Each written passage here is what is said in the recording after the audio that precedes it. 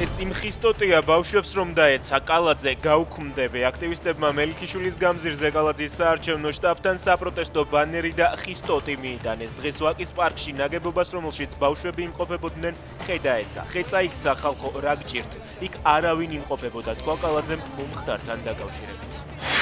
ძალიან მნიშვნელოვანია დაიკითხოს თორნიკე რიჟვაძე, როგორც ვიცი კამერებში არ ჩანს, როგორ იღებს იარაღს, თქვა სასამართლოს ხდომის დასრულების შემდეგ რიჟვაძის საქმეზე ბრალდებულმა ალექსი ახვლედიანმა. ახვლედიანი ამტკიცებს, რომ იარაღი დაუდევრად არ შეუნახავს და გამამართლებელი განაჩენისთვის ბოლომდე იბრძოლებს. ევროკავშირის მხრიდან ვხედავთ საბჭოურ მიდგომებს, კარჩაკეტილობას, არსაუბარს, კობახიძე დასავლეთს ისევ თავს ესხმის. ამტკიცებს, რომ ოცნება მზადაა ევროკავშირთან ურთიერთობების გადასატვირთად, თუმცა sapasukho რეაგირება არ არის.